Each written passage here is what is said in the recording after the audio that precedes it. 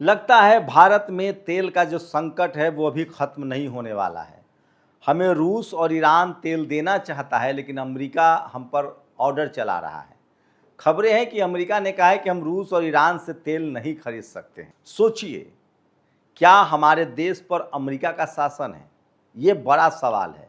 लेकिन क्या इस पर कोई टेलीविज़न चैनल बहस करेगा? क्या लंबी लंबी लाइनें लगी है, इस पर कोई बहस हो रही है? लोगों को तेल नहीं मिल रहा है, गैस नहीं मिल रहा है, अब ये खबरें भी नहीं हैं। सोशल मीडिया पर भी लोग खबर डालने से डर रहे हैं। उनको लगता है कि कहीं गिरफ्तारी न हो जाए। चारों तरफ चुप्पी है, सन्नाटा है। लेकिन सवाल है कि क्या इससे समस्या खत्म हो जाएगी?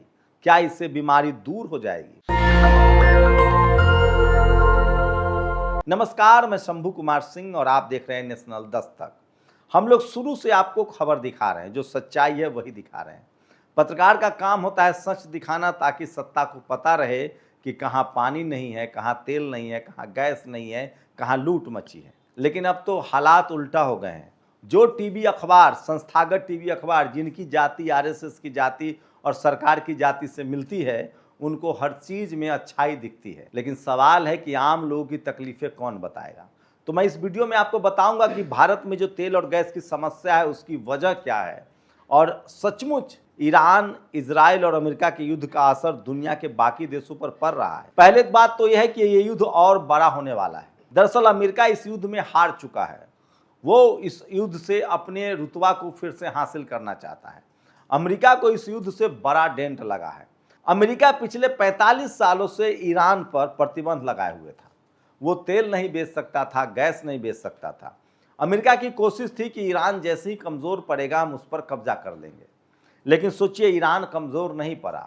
45 साल में उसने विज्ञान पर जोर दिया, पढ़ाई लिखाई पर जोर दिया, और नतीजा कि वो घंटे में ही मिसाइल और ड्रोन तैयार करता है। और 28 फरवरी से जो अमेरिका का युद्ध हुआ, उस युद्ध में ईरान ने साबित कर दिया कि वो महाशक्ति है, कम से कम हथियार के मामले में। उसकी जनसंख्या छोटी है, 10 करोड़, उसकी इकोनॉमी छोटी है, लेकिन अगर हथियार की बात करें तो उस मामले में वो सुपर पावर है और दुनिया के किसी भी देश को वो निपटा सकता है। सोचिए, एक साथ ईरान ने लगभग 14 देशों पर हमला किया। सारे खाड़ी देशों पर उसने हमला किया, कतर हो, जॉर्डन हो, सीरिया हो, संयुक्त अरब अमीरात हो या फिर इराक हो। 116 अमेरिकी ठिकानों को ध्वस्त कर दिया, ये खुद अमेरिका ने माना है। 45 से ज़्यादा उसने अमेरिका के फाइटर जेट गिरा दिए, जिस जेट की लोग कस्में खाते थे, कहते थे कि अमेरिका के पास स्प्रिट 2 बॉम्बर है। डोनाल्ड ट्रंप अपने ऑफिस में स्प्रिट 2 बॉम्बर का रिप्लिका रखता है, फोटो रखता है, दुनिया को डराने के लिए। उसको मार गिराया। F-35, जिसके बारे में कहा जाता था कि वो दिखता ही नहीं है, उसको मार गिराया। 16 युद्धपोत को उसने डुबा दिया। अमेरिका बेनकाब हो गया, उसके हथियारों पर से भरोसा उठ गया, उसका डॉलर वाला जो बिजनेस था वो चौपट हो गया। उसके बाद अमेरिका रूस के पास गया। उसे लगता था कि रूस मदद कर रहा है। उसने रूस को कहा कि तुम यूक्रेन ले लो और हमें ईरान से निकलने दो। उसने फिर चीन का दौरा किया और चीन को कहा कि तुम ताइवान पर कब्जा कर लो, वियतनाम पर कब्जा कर लो, जापान पर कब्जा कर लो, लेकिन हमें इस युद्ध से निकलने दो। इस युद्ध में अमेरिका कैसे फंसा हुआ है वो समझिए। दरअसल ये युद्ध ईरान जीत चुका है। उसने अब साफ साफ कहा है कि हम इस युद्ध में विजेता हैं, हमने सीज फायर के लिए नहीं कहा। अब इस युद्ध का हर्जाना अमेरिका को देना पड़ेगा।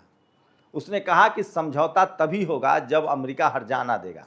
अब आप सोच रहे होंगे कि अगर युद्ध खत्म हो गया, अमेरिका वापस चला गया, तो अमेरिका को दिक्कत क्या है? दरअसल दुनिया की नस दबाने की ताकत ईरान के पास है। होर्मुज स्ट्रीट एक वो रास्ता है समुद्री, जिससे दुनिया भर में तेल और गैस जाता है। आपको खाड़ी देशों से भी तेल खरीदना है तो होर्मुज से ही लाना पड़ेगा। अमेरिका, यूरोप में तेल जाना है तो होर्मुज से ही जाएगा। और संयोग से दुनिया का 90% तेल जो है वो खाड़ी देशों के पास है। उसमें भी 40% अकेले तेल जो है वो ईरान के पास है। और गैस, ईरान 45 साल प्रतिबंध इसलिए झेल गया क्योंकि उसके पास अपना तेल और गैस है। वहाँ गैस फ्री में है, तेल 2 रुपये 3 रुपये लीटर है, डीजल या पेट्रोल हो। वो अपने खाने के लिए अनाज पैदा कर लेता है, इसलिए उसने पढ़ाई लिखाई पर ध्यान दिया, कॉलेज यूनिवर्सिटी खोले, और आज उसकी ताकत वो महसूस कर रहा है। पढ़ाई लिखाई के दम पर जैसे चीन आगे बढ़ा। आज चीन का एक वीडियो एलन मस्क ने शेयर किया है कि कैसे चीन जो है वो 25 महीने में इंटरनेशनल लेवल का इंफ्रास्ट्रक्चर खड़ा कर देता है। तो सोचिए, ईरान जो है वो चीन के साथ खड़ा है, रूस के साथ खड़ा है और उसकी ताकत इतनी बड़ी हो गई है कि अमेरिका हाशिए पर है। अब अमेरिका इस युद्ध से वापस जा चुका है, लेकिन ईरान ने कहा है कि हम तुम्हें एक बूंद तेल नहीं देंगे जब तक हम पर हुए हमले का हर्जाना नहीं दोगे। अमेरिका कह रहा है कि एक संधि करो, हम तुम पर हमला नहीं करेंगे, हमें निकल जाने दो, हमारे लिए तेल आने दो, गैस आने दो। ईरान कह रहा है कि नहीं आने दूंगा। 45 साल हमने प्रतिबंध झेला है, तमाम तकलीफें उठाई है, हमारी देश की इकॉनमी चौपट हुई है। अगर 45 साल तक हम तेल बेचते तो हम भी Abu Dhabi, Qatar, Jordan, Syria या सऊदी अरेबिया बन जाते, दुबई और कुवैत बन जाते, लेकिन हमने तेल तुमने हमें बेचने ही नहीं दिया। सोचिए, अमेरिका के डर से लोग तेल नहीं खरीदते थे कि ईरान से तेल खरीद लोगे, रूस से तेल खरीद लोगे तो अमेरिका नाराज हो जाएगा, प्रतिबंध लगा देगा। भारत ने भी जब न्यूक्लियर टेस्ट किया था तो अमेरिका ने प्रतिबंध लगाया था। अभी भी अमेरिका ने हमसे ट्रेड डील के बहाने $500 बिलियन का निर्यात का डील किया। अमेरिका ने हमारे प्रधानमंत्री का अपमान भी किया। हमारा राष्ट्रीय मसला, हम प्रधानमंत्री से सवाल पूछेंगे, लेकिन अमेरिका ने कहा कि हम मोदी का करियर खराब कर देंगे। अमेरिका ने हमारे लोगों को हथकड़ी लगाकर भेजा, इसलिए क्योंकि हम उससे डरते थे। क्या ये सारा डर, डरते बहुत देश थे दुनिया के, लेकिन सारा डर 28 फरवरी के बाद खत्म हो गया जब ईरान ने अमेरिका को युद्ध में ध्वस्त कर दिया। अब ईरान कह रहा है कि यह युद्ध तभी समाप्त होगा, होर्मुज तुम्हारे लिए तभी खुलेगा अमेरिका के लिए जब तुम हमें हर्जाना दोगे $300 बिलियन। 45 साल के प्रतिबंध के दौरान जितने हम पर जो प्रतिबंध लगे वो सब हटे और हमारी जो संपत्तियां दुनिया भर में फ्रीज है, तेल के पैसा, गैस का पैसा, वो सब डिलीवरी करना पड़ेगा।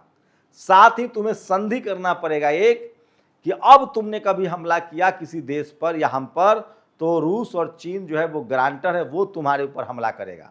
इसलिए डोनाल्ड ट्रंप बौखलाया हुआ है, वो कह रहा है कि मैं हर्जाना नहीं दूंगा, मैं संपत्ति का 25% फ्रीज हटाऊंगा और इसीलिए मामला अटका हुआ है। अब अमेरिका की कोशिश क्या है, उसे पता है कि ईरान इजराइल और अमेरिका को तेल नहीं देगा, तो उसने बैरिकेडिंग कर रखी है। जिस दुनिया के कोई भी जहाज होर्मुज से निकलता है, ईरान ने साफ कहा है कि हमें युद्ध में नुकसान हुआ है, हमारे होर्मुज से निकलने वाले किसी भी शिप को टैक्स देना पड़ेगा $2 मिलियन, खासकर उन देशों को जो अमेरिका का मददगार है, और नहीं दोगे तो हम नहीं जाने देंगे।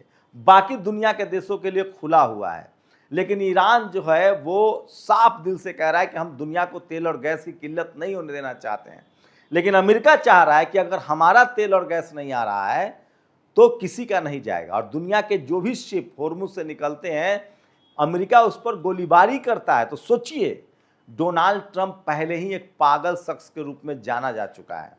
चीन ने उसके साथ जो व्यवहार किया वो ठीक किया, क्योंकि उसी तरह का व्यवहार वो अब तक अपने देश में आए लोगों के साथ करता रहा है। सोचिए, उसने यूक्रेन का सौदा किया, उसने ताइवान का सौदा किया रूस और चीन से, कहा तुम इन दोनों लोगों पर हमला करो, हमें कोई दिक्कत नहीं है। कल वो पाकिस्तान के साथ मिलकर भारत का सौदा कर लेगा। मुझे लगता है कि अमेरिका की बात भारत को किसी भी कीमत पर नहीं माननी चाहिए, और ईरान और रूस के साथ हमारी शानदार दोस्ती रही है उसको आगे बढ़ाना चाहिए। पूरा यूरोप ने अमेरिका का साथ छोड़ दिया है क्योंकि उनको तेल और गैस ईरान से चाहिए। पूरे लैटिन अमेरिकी देशों ने साथ छोड़ दिया है। लेकिन सोचिए, जब मैं आज बात कर रहा हूं तो भी अमेरिका डिक्टेट कर रहा है और वो कह रहा है कि भारत जो है वो रूस से तेल नहीं खरीद सकता है, ईरान से तेल नहीं खरीद सकता है। तो सवाल है कि हमारी सरकार ये बात मान क्यों रही है जब हमारे देश में तेल की किल्लत है, गैस के लिए लोग लाइन लग रहे हैं, हमारी अर्थव्यवस्था चौपट हो रही है। यहाँ तक कि हमारे मुख्यमंत्री और मंत्री जो हैं वो गाड़ियाँ छोड़कर कोई ऑटो रिक्शा में, कोई बस में, कोई मेट्रो में, कोई ट्रेन में चल रहा है, फोटो खिंचवा के डालना पड़ रहा है। जब मंत्रियों को इतनी दिक्कत है तो आम जनता का क्या होगा। मैं फिर कह रहा हूं कि भारत को फैसला लेना चाहिए, और भारत की इसी बात में भलाई है कि वो ईरान और रूस के साथ जाए, न कि अमेरिका के साथ। अमेरिका का भरोसा कभी भरोसेमंद नहीं रहा है। उसने पहले भी पाकिस्तान का साथ दिया, उसने पहले भी भारत के खिलाफ वादा खिलाफी की है। आपको क्या लगता है कि क्या भारत अमेरिका के साथ जाएगा तो उससे कोई फायदा है? जो अमेरिका खुद युद्ध हार चुका है, जो अमेरिका खाड़ी देशों की रक्षा नहीं कर पाया, उस अमेरिका के महंगे हथियार का आप क्या करेंगे? दुनिया भर के देश अमेरिका के महंगे हथियार को टाटा बाय बाय कर रहे हैं, खाड़ी देश रूस की तरफ झुक रहा है।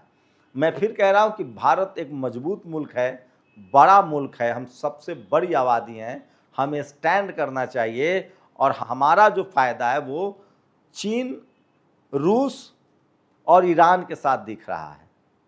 कम से कम चीन पर हम नहीं भी भरोसा करें तो रूस और ईरान जो है वो हमारा लंबे समय से स्ट्रैटेजिक पार्टनर रहा है। आपकी क्या राय, अपनी राय जरूर दीजिए। शुक्रिया। नेशनल दस्तक की आपसे गुजारिश है कि अगर इसको बचाना चाहते हैं तो नेशनल दस्तक को सब्सक्राइब करने के लिए रेड कलर के सब्सक्राइब बटन को दबाएं, फिर बेल आइकन की घंटी दबाएं। नेशनल दस्तक को बचाने के लिए बहुत ज़रूरी है कि हर खबर को शेयर करें, लाइक करें, कमेंट जरूर करें।